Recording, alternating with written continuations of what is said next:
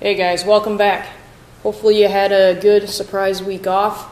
I apologize. I knew I was going to be gone today. I just thought that I would have 5 days with you to prepare for me to be gone today. My dad's having a surgery today that I need to be at the hospital for. And so you have the famous Mrs. Klein here, who you all love, and who I love having in here. So be nice so she'll keep taking these sub jobs, please, all right? You received this on the last Friday we were together, okay, so over a week ago. And so take a second, Mrs. Klein can pause me, but dig that out, all right? And while you're digging that out, if you can't find it, she has extras, just get one from her. But keep in mind, she's going to have this list where you signed up, and I'm trying to remember, I think Mason and Colton, I feel like you were gone that Friday. You've been claimed in a group, all right, for first hour. And fifth hour, honestly, right off the top of my head, I can't remember if anybody was gone. If you were gone, talk to Mrs. Klein. You can jump in with somebody as long as they do not have 3. So like Dylan, Macy, and Haley, they already have 3 people. You cannot jump into that group. But you could merge with somebody else. And really all that matters is if you want to work alone, that's no big deal. Just don't pick something that somebody has already claimed here on the right. Okay, so hopefully that is clear. We're going to do this best we can. I'm not here to, field the questions live, but I've done this project a lot, so I know some of the areas that we're going to get stuck. One of the first things that probably a question you're going to have is, how long do we have for this?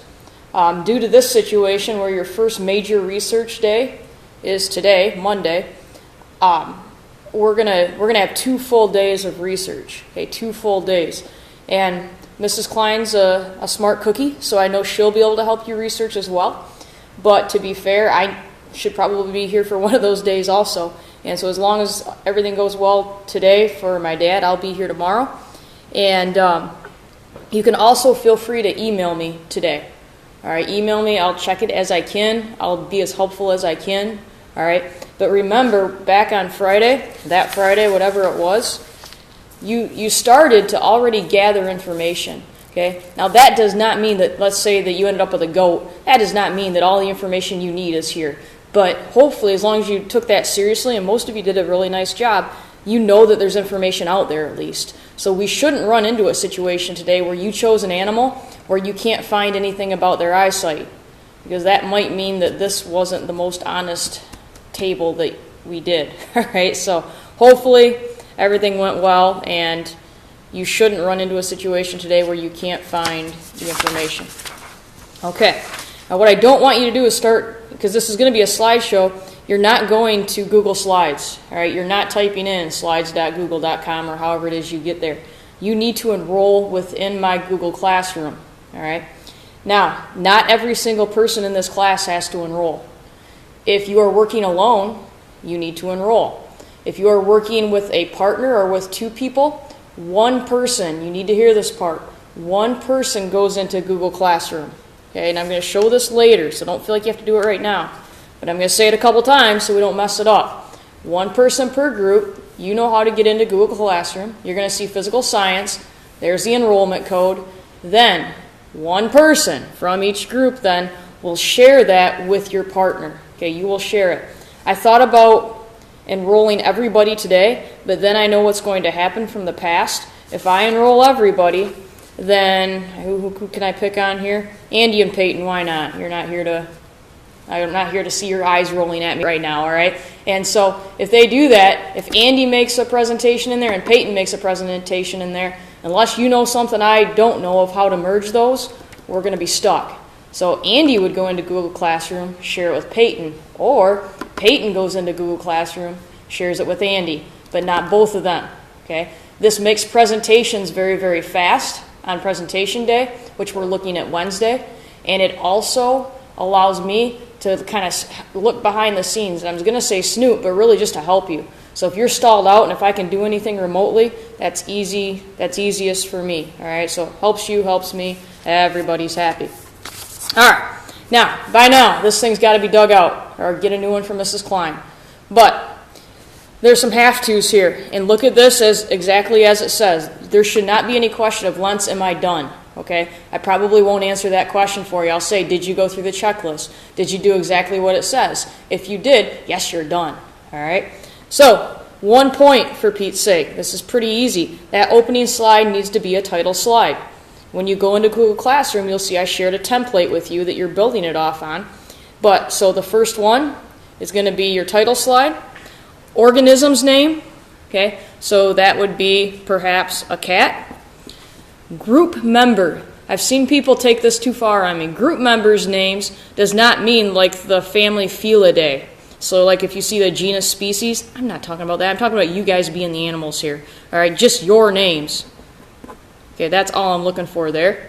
Needs to be a picture of the animal on the title slide, which gets us right to a picture lens. What do I have to do for works cited or like a bibliography style thing? First thing you should do, after you have a title slide, make a new slide, and it's going to be your works cited slide. All right, you want to start that immediately.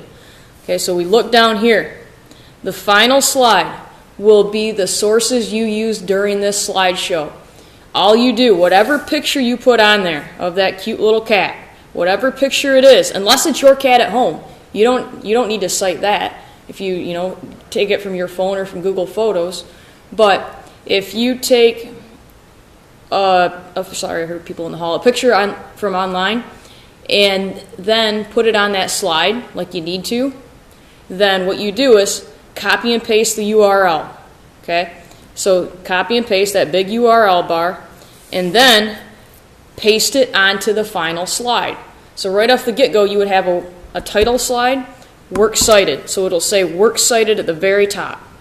And then every time you use a website as a major source, just copy and paste that URL into the final slide. Every time you insert a picture, copy and paste the URL into the final slide.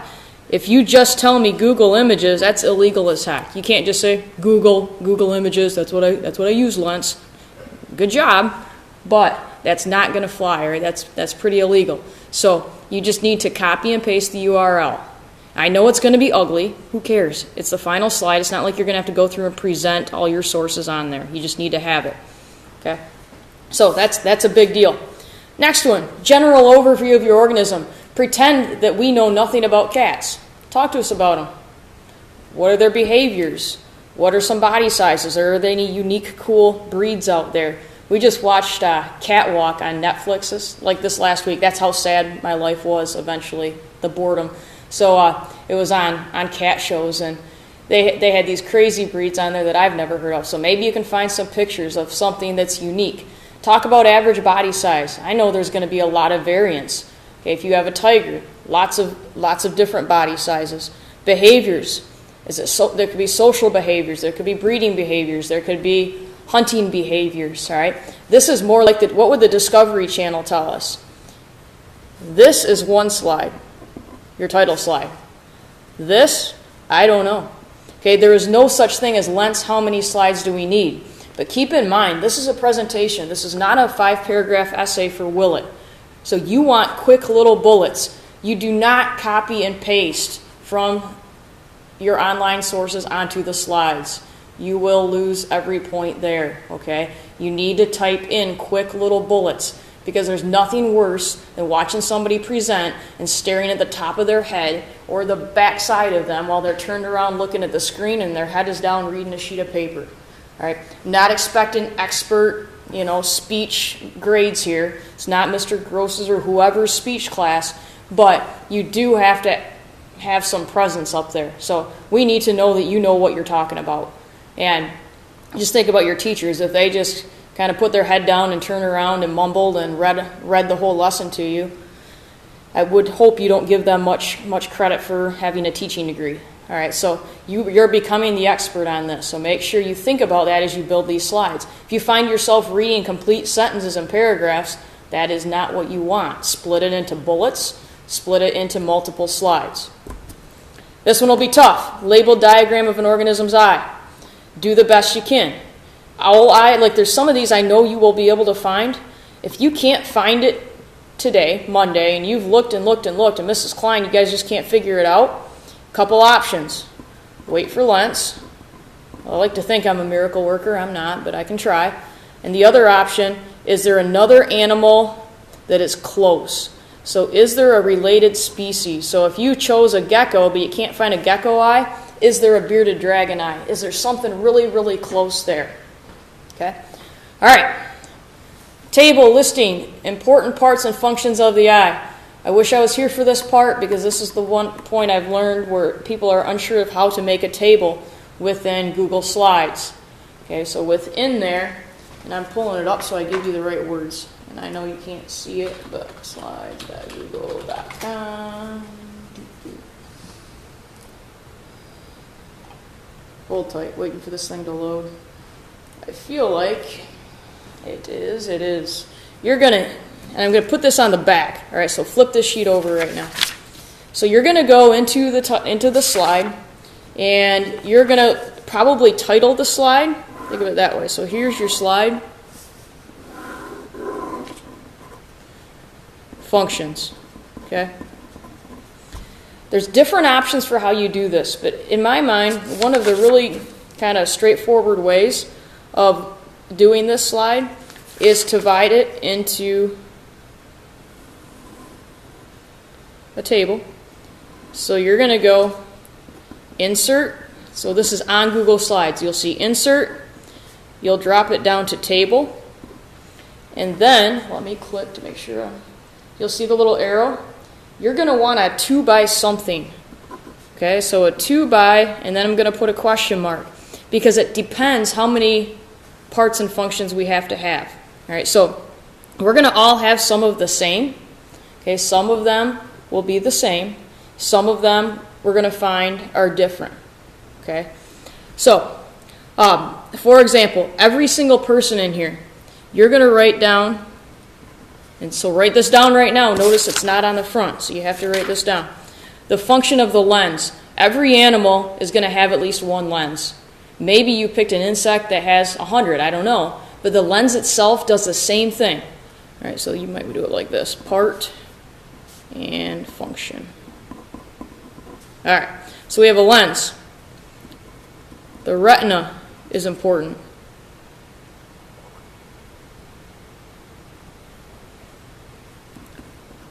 The pupil.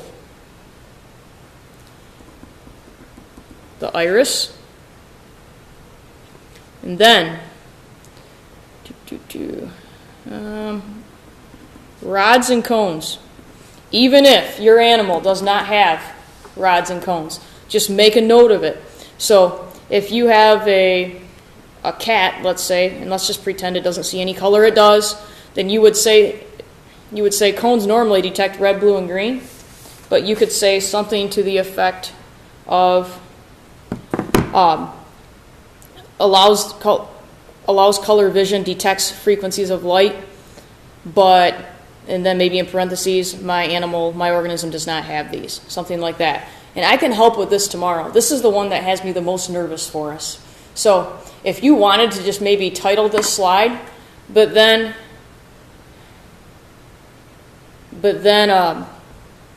wait until I get back, that's totally fine. You have plenty to do today without getting stuck on this.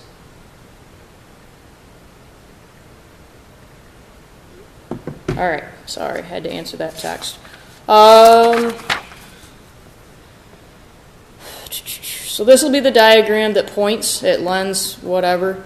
This will be the table. Okay. Again, if you need to just wait, it's okay. But if I don't want you to have to wait. So if you see something where it's just knocking it out of the park, I don't want you to try to find it tomorrow without me. Or with me when I'm back Tuesday, which is tomorrow for you guys. Table or list that compares your organism's optical anatomy with that of a human.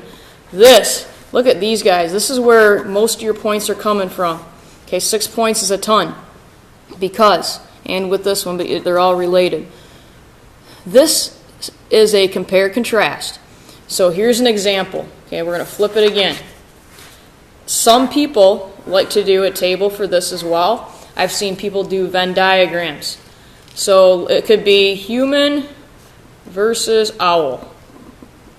And here's how you would do it if you want to do a table format.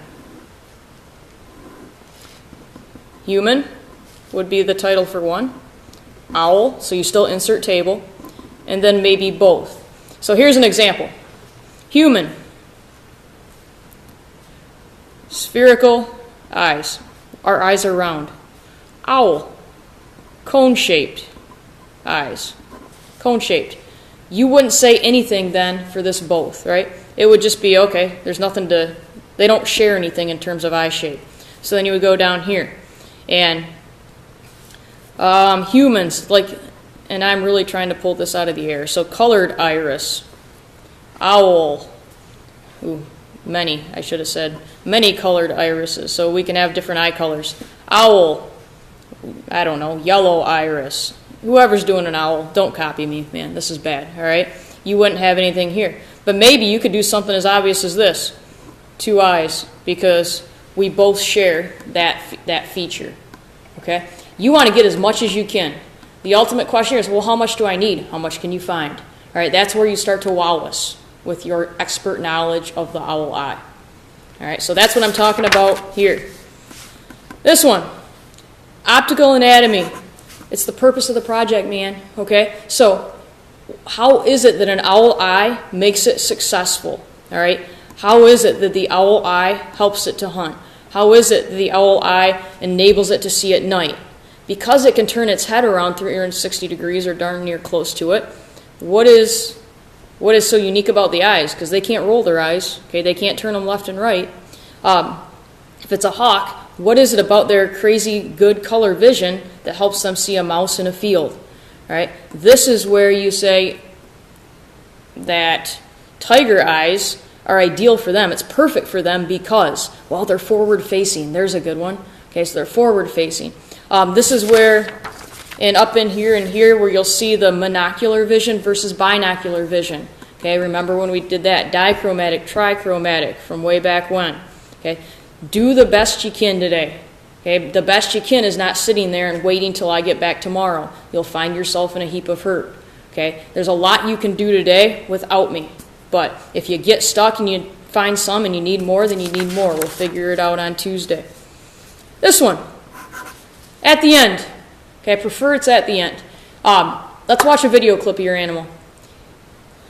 There will be this question still Tuesday. Hey, Lentz, does the video clip have to talk about their eyesight? If you can find it, yes. If you can find it, all right? If you can't find one about their eyesight, then find something that's just educational but entertaining, all right? It doesn't have to be a boring science, whatever, blah, blah, blah. But it needs to be appropriate, all right? We don't need to watch, for example, 3 minutes about the mating behavior of a lobster, okay? Like, if you're a bored person, you want to do that on your own time, that's fine. But most of us don't really care about lobster sex, for example. So just find something that's appropriate. You're going to find some things are blocked, okay, and get mad at the school, blah, blah, blah. But it's because of the stupid comments people put in there. That's why they get